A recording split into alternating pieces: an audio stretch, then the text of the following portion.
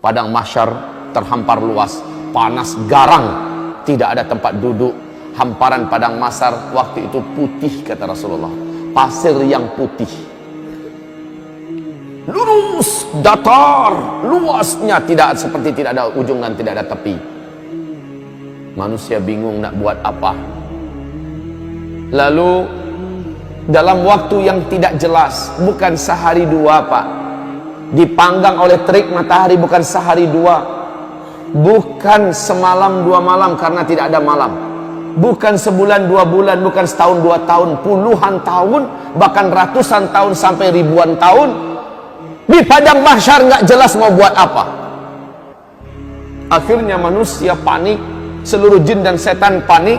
Mereka meminta dengan penuh harap, apa yang mesti kita buat? Seluruh manusia berkata, bagaimana kalau kita datang pada nenek moyang kita, Adam alaihissalam, kita minta agar dia mendoakan acara padang mahsyar dimulai. Datanglah manusia yang ada kepada Nabi Adam, wahai atuk moyang kami, wahai Adam, sudah lama kami di padang mahsyar, tak jelas dan tak tahu apa yang akan berlaku dan terjadi. Tolong doakan kepada Allah Rabbul Alamin agar acara dimulai. Adam berkata, bagaimana saya akan mendoakan untuk kalian kepada Allah? Saya sendiri pun hari ini entah selamat entah tidak. Dulu saya dilarang oleh Allah agar jangan mendekati pohon di dalam surga, ternyata malah saya makan buahnya. Hari ini saya selamat atau tidak? Pak, wallahi, demi Allah, Bapak Ibu, saat itu tidak ada orang yang berpikir tentang amal solehnya dulu. Sudah tidak ada. Orang hanya mengingat dosanya saja. Setiap orang hanya ingat dosanya saja. Orang lupa kalau dia dulu pernah haji, orang lupa kalau dulu dia pernah sholat, dia pernah puasa, lupa, yang dia ingat hanya dosanya saja. Adam berkata, maaf, saya tidak bisa mengapa-apa, tidak bisa membantu kalian, tidak bisa mendoakan kalian. Oh nafsi, wah nafsi, wahai jiwaku, wahai diriku. Maksudnya saya ini selamat atau tidak? Wahai diriku, wahai diriku.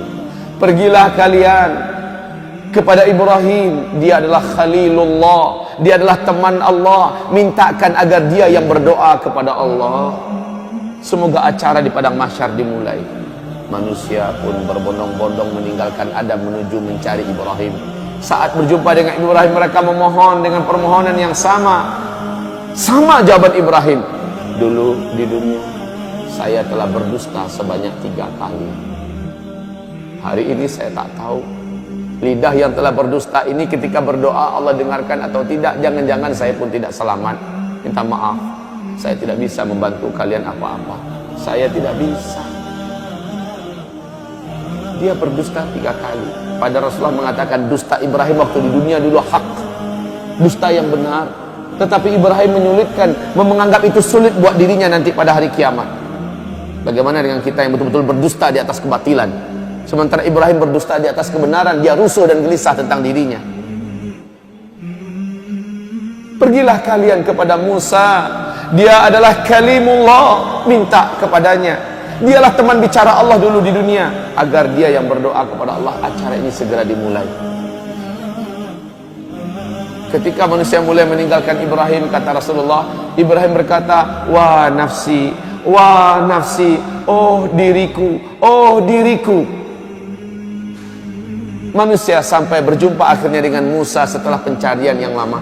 Setelah berjumpa, wahai Musa, bla bla bla bla bla. Musa berkata, aku dulu di dunia membunuh orang, hari ini aku selamat atau tidak?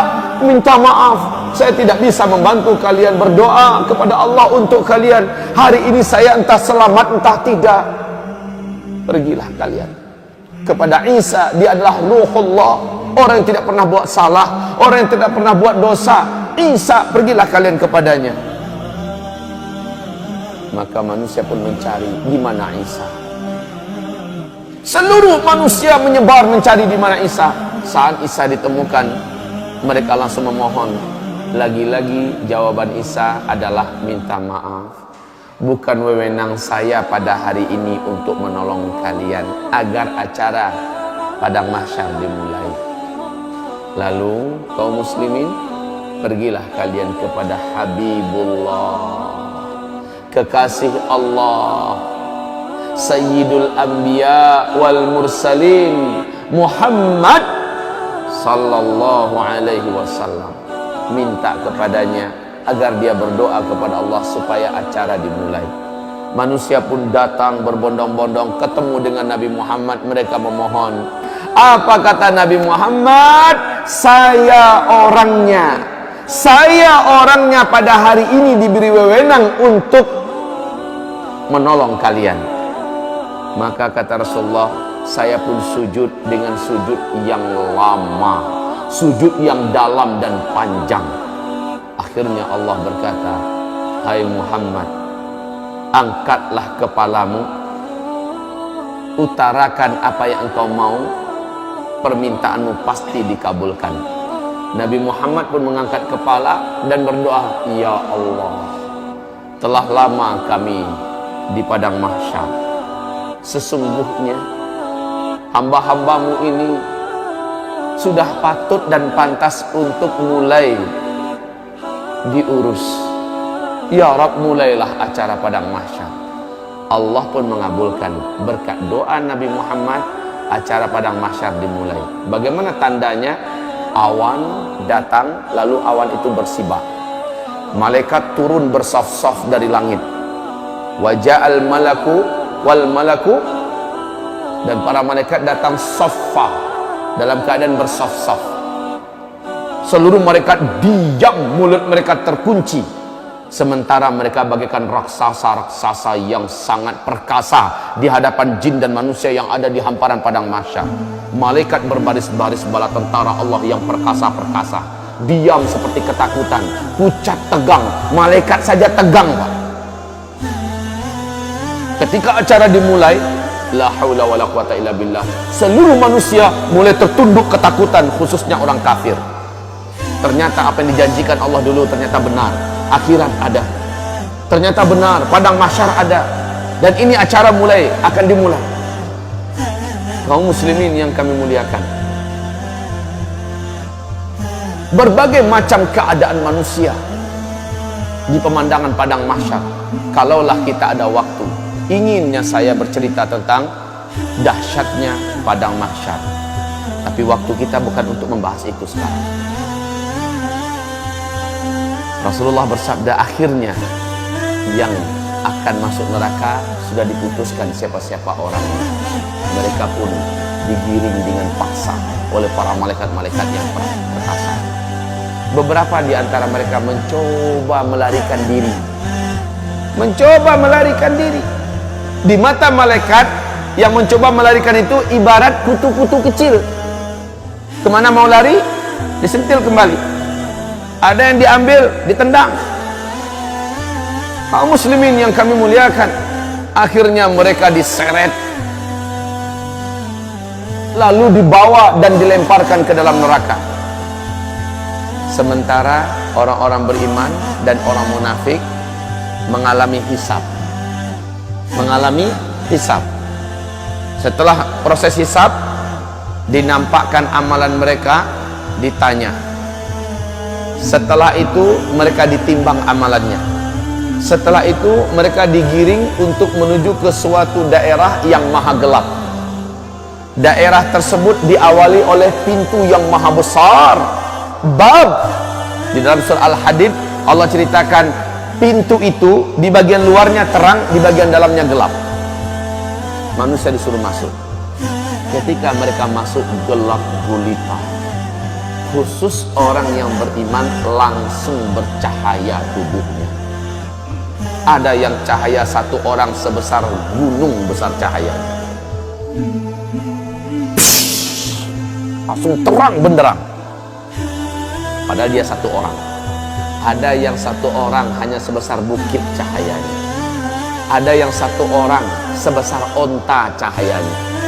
Ada yang satu orang, kata Rasulullah, hanya sebesar tangan ini cahayanya. Ada yang satu orang hanya sebesar jari telunjuk saja cahayanya. Ada yang satu orang sebesar ruas kukunya saja cahayanya. Ibarat lampu yang kecil itu, sebesar itu yang dia punya. Di kegelapan itu dia mengandalkan cahaya yang dia punya. Orang munafik tidak ada bercahaya sedikit pun dalam kegelapan. Orang yang bercahaya dapat berjalan dengan cepat menuju ke titian, menuju ke sirat yang membentang antara padang mahsyar dengan ujung daripada ngangaan neraka jahanam yang menuju ke pintu surga sana. Mereka meniti. Kata Rasulullah, luasnya ngangaan neraka jahanam itu, ngangaan tahu sih? Lubang. Luasnya kata Rasulullah, seandainya seluruh galaksi yang ada, seluruh apa yang ada di alam semesta dimasukkan ke dalam muat, saking besarnya Pak. Bayangkan jauhnya titian yang harus ditempuh. Sementara di bawahnya, kalau ada yang terjatuh kata Rasulullah, 70 tahun lamanya melayang di apa? Baru nyampe di dasar. 70 tahun lamanya. Kaum muslimin yang kami muliakan, hamparan yang ada tergantung pada amal orang. Ada yang hamparannya besar dan luas, dia bisa melaju dengan kecepatan tinggi. Rasulullah bersabda, orang-orang bergelantungan kebanyakan. Nampak dipandang, satu orang itu punya satu titian, bukan satu titian untuk bersama. Satu orang punya satu titian. Titian itu tergantung pada amalnya. Ada yang titiannya menjadi kecil dan setajam mata pedang. Itu yang harus ditempuhnya. Sementara orang yang macam ini adalah dosanya banyak dulu di dunia, dan dia seorang yang beriman kepada Allah. Dosanya banyak, amalnya sedikit. Sementara kata Rasulullah, di atas titian itu, dari bawah menyambar semacam kail dari api, menyambar, menyambar-nyambar. Sementara dari atas menyambar lagi yang lain. Betul-betul dalam keadaan diuji. Dan kaum muslimin, panasnya hawa dan asap neraka jahanam itu gelap Pak. Gelap. Kata Rasulullah, sepanas-panas api yang Allah ciptakan adalah api neraka. Api yang paling panas itu berwarna hitam gelap.